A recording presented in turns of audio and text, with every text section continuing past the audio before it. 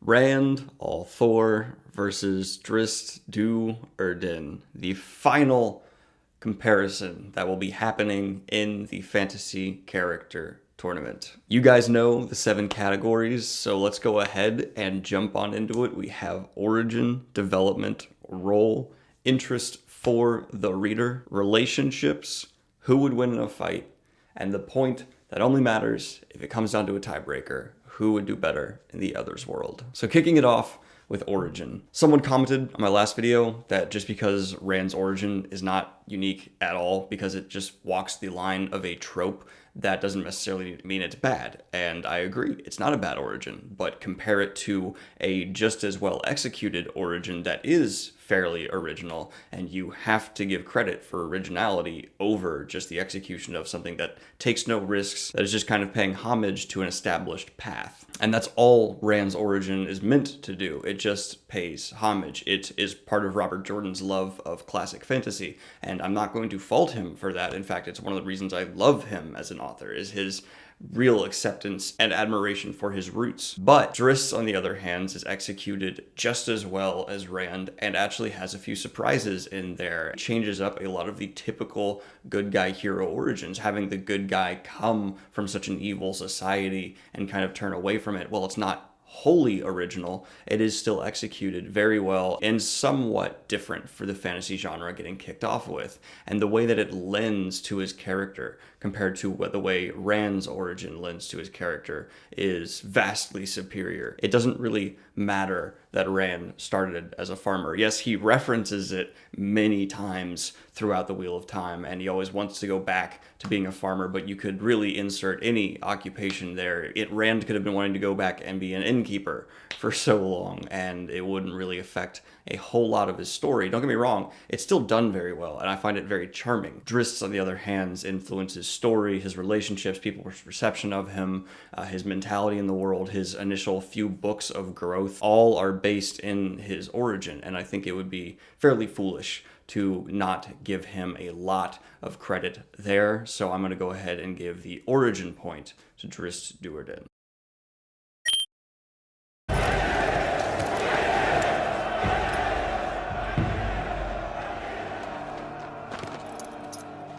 Next up, we have development, and if there's anyone who can give Rand a run for their money when it comes to development, it's Drizzt. He has an absolutely stunning development that is based on many aspects of his character, first and foremost relationships. That is something that influences Rand's development least, but Drizzt really pulls from relationships for development. The way him and his companions grow together, interact, and what they go through as a team really shapes this Dro and how society views him and he views society. Pull as deeply from those around him. It is such an extraordinary development in terms of the character really changing. If you pick up the final book Rand versus the beginning book Rand and don't really read what's in between, it seems impossible that the bridge could be gapped between the two, but the interlying 12 books between the beginning and end do a fantastic job. And it's not just the execution of the character, but it's the execution of the world around Rand, helping build him and develop him as well. There's really not one element of the series that doesn't in some way help push Rand to be something else, something different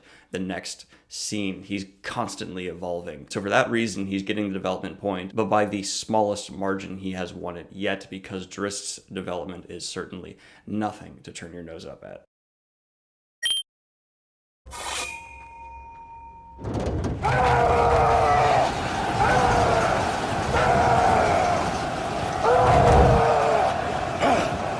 And now we have role they play in the world they are in. Now when it comes to role, these two's execution are exactly on par. I find them to be equally good executions of their given roles, one being the chosen one and the other being a more traditional ranger monster hunter type. They both are walking a worn out to death role, both doing it exceptionally well. The only reason that I will go ahead and lean Rand on this point is because of the difficulty that must have been involved in Robert Jordan's writing at every step to keep Rand grounded like he did while embodying this role. While working as the Dragon Reborn, Rand stays very human while he's basically slowly turning into a mythical legend. In addition to that, his role is tied so much more integrally to this world. I have to go ahead and acknowledge that as well. But when it comes to execution, which to me is the most important thing, I think they're exactly on par with each other. And I also enjoy the fact that they're both kind of walking a very done trope. Rand's role is so much bigger. It must have been more difficult to write. That's pretty much undeniable. And I have to give credit for effort there. It's stunningly well done. So I will go ahead and give Rand the role point.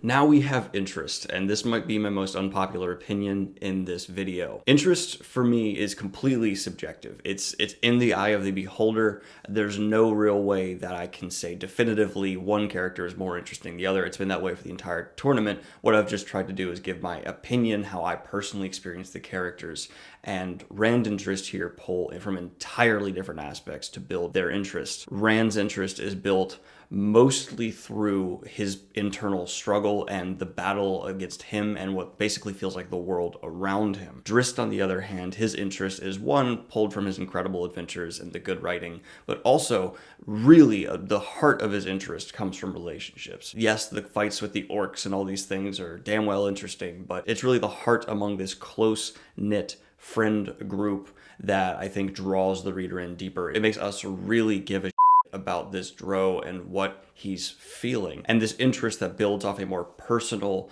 level for Drizzt is really fascinating. Rand's interest is really pulled from a more technically impressive aspect of writing. It's having all of these plot lines work together in such a intricate, fascinating way. Must have been so difficult, and I have so much respect for the author for that reason. But Drizzt, honestly, has done so much more character motivation-wise. His personality, his relationships, these emotional gut punches he goes through really make you delve in and become attached to his character in a way I don't feel like most readers become attached to Rand. So Rand kind of takes half this point for the technical achievement, and Drizzt really takes the more raw emotional side of interest for me. And so for that reason, this point will be a wash.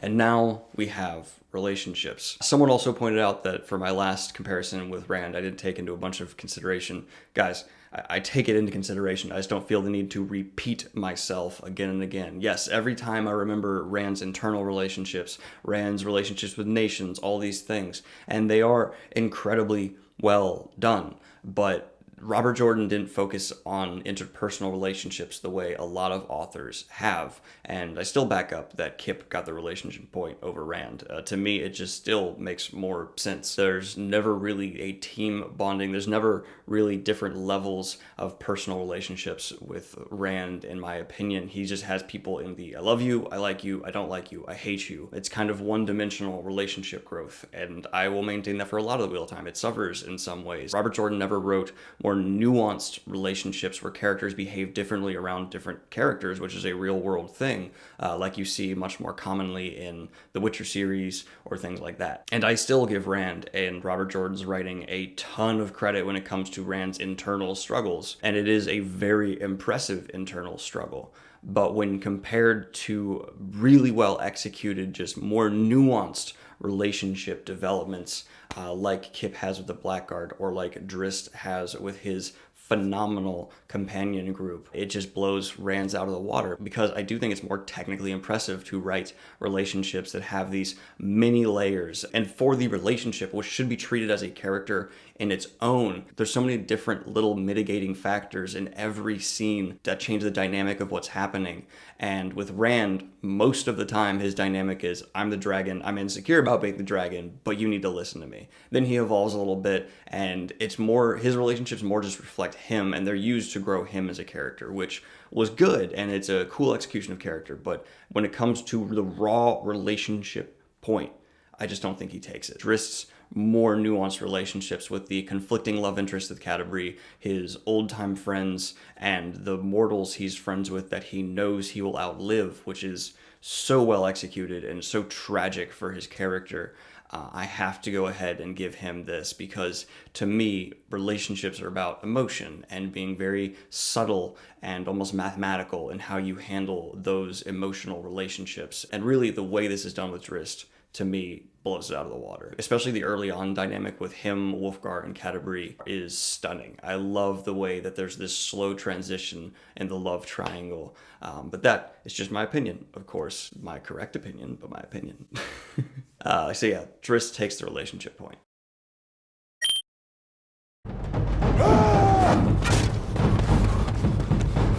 Would you look at that? It's another tie, and the next point will once again decide it. Unless I flip it again and I do the tiebreaker first. Yeah, let's go ahead and do that. Who would do better in the other's world? We've been over this with Rand before. He would not do great having no one to train him to really understand or learn the Sayadin within him. There is really strong magic within Forgotten Realms, and theoretically, he might be able to meet some people who could help him. Do I think that's likely? No, because he would start off in the station he starts off with in the Wheel of Time and just be a farmer level character out of his element.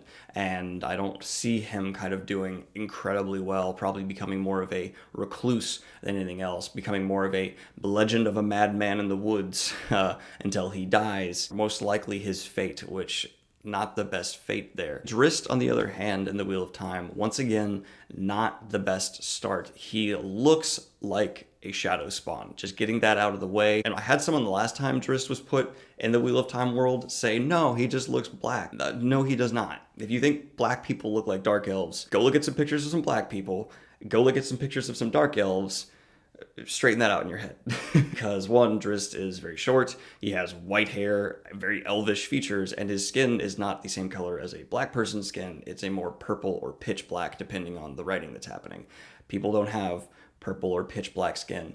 That's not how humans work. So no one would confuse Drizzt for just a black guy. That's something I never thought I'd have to say. But Drizzt is very charismatic. He has a lot of skill. I don't think anyone would be able to kill him before he's able to prove he's not a shadow spawn, especially since no one in the Wheel of Time could possibly match his ability with the blade. He is just so next level. Being a Drow, being so fast, so intuitive in fighting, he would be stronger than any warder, stronger than Lan, stronger than Galad. It wouldn't even be a challenge, really, for him. And this is just me speaking from what Drow are. They are just the superior fighters. People have referenced the Blind Ranger who beat Drizzt, but Drizzt was severely weakened when that happened. He was basically being affected by being in sunlight for the first time ever. And that's pretty much like me being like, yeah, I lost a fight to a 10-year-old, but I was overdosing on heroin. Like, it's not a fair thing to really count against me. So for that reason, Drizzt takes the tiebreaker point. And now we have who would win in a fight. Now, I've always said these are two people starting on a flat plane 10 feet apart. The question is, could Drizzt get to Rand and do something substantial before he could channel with this 10-foot gap? Well, if we look, Rand at his peak is able to pretty much instantaneously, without hesitation, embrace Sayadin like that. It's a near instantaneous thing for him, and having simple weaves come up, once again, only a snap for him. If this was Rand not at his peak, maybe even just Mad Rand or something at that level, I don't think he might be fast enough. I think Drizzt could bridge the gap in time, and if Drizzt actually does get close enough, I think it's pretty much over. He's so fast. That being said, peak Rand with 10 feet, it would be close, but I still think he'd be able to, most of the time, stop Drizzt before he's able to seriously land any damage. And of course, once Rand has weaves going, Drizzt is at a complete disadvantage. I do think it's worth note, though, that even at his best with a sword Rand, Drizzt could destroy him with a sword, no problem. But assuming Rand is not more foolish, which he has been in fights before, Rand would take this, I think, about 7 out of 10 times. Those 3 out of 10 just being Rand hesitating or not comprehending fast enough just how fast Drizzt is moving, and Drizzt closing that gap and being able to kill him. That would be very rare, and I think for the most part, Rand would win in a fight and take this point.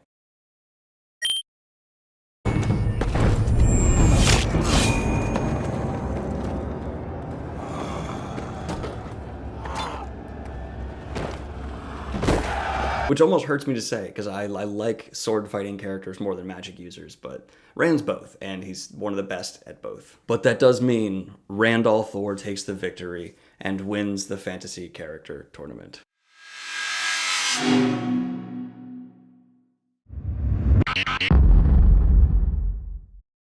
So that's it, guys. It's been a lot of fun to do. It was a great ride with y'all, but this was really just a fun time to talk about a bunch of awesome characters, and we certainly got to do that. I've loved the discussion in the comments down below. 2 assignments for y'all. That should be pretty easy. 1, what do you think are the biggest upsets of the bracket? Who would you flip throughout all the matches that have happened? Who do you think should have won which fights? And in addition to that, if you are tuning in to the first episode of WoT Talk tomorrow, please go ahead and let me know what you think of the opening scene of the Wheel of Time, Lews Therin's last moments in this world. Give me your thoughts and opinions. I've decided I'll keep the first half of every WoT Talk spoiler free, and then there will be a spoiler warning, and then there will be spoiler talk afterward. So anyone who wants to watch, who's just starting the series or has not finished it, go ahead and tune in, because I will keep spoilers out of the first half, and then there will be a warning. When it comes to this opening scene, though, I don't think anyone should consider anything about this a spoiler, because it's, the opening scene. Thank you very much, guys. I love y'all so much. Like and subscribe if you have not already. Hit the bell button if you want to know the second WoT Talk is up tomorrow, and hit the Patreon if you want to support the channel and what I do here. Have a good one, y'all. Peace.